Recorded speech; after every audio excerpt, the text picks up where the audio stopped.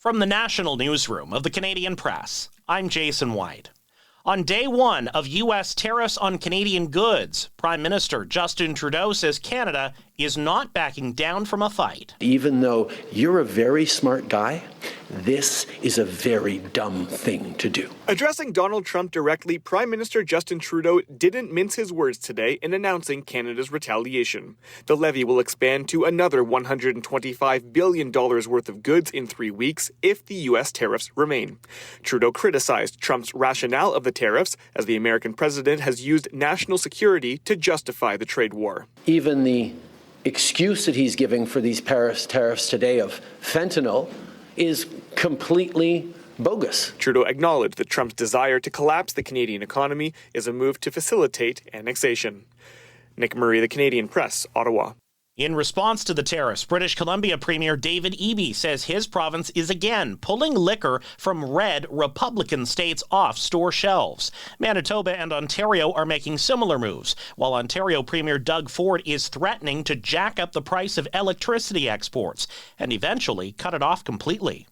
But it appears there may soon be some movement on the U.S. tariffs. U.S. Commerce Secretary Howard Lutnick tells Fox Business News Trump may soon have an update. So I think he's going to work something out with them. It's not going to be a pause, none of that pause stuff, but I think he's going to figure out, you do more, and I'll meet you in the middle some way, and we're going to probably be announcing that tomorrow. The 25% U.S. tariffs went into effect overnight, causing upheaval on both U.S. and Canadian stock markets.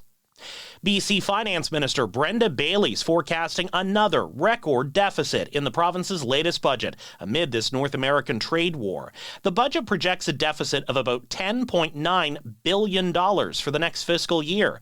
But Bailey says the province will endure and fight to secure a bright future of BC's own making. Working with communities, workers, and businesses to strengthen our economy to create a BC where everyone can thrive. She says the budget focuses on supporting British Columbians through maintaining services and building an economy more resilient to external factors, like Donald Trump's 25% tariffs. Federal Health Minister Mark Holland is suspending the work of the Canadian Task Force on Preventative Health Care. That task force has come under fire for declining to lower the age for mammograms to 40, contradicting many expert opinions. Rito Hall says singer-songwriter Buffy Sainte-Marie has lost 2 more Canadian honors. 2 Jubilee medals were stripped from her because both were based on her now-revoked membership to the Order of Canada. Sainte-Marie tells the Canadian Press she never lied about her Indigenous heritage, but she's returned her medals. This is the Canadian Press.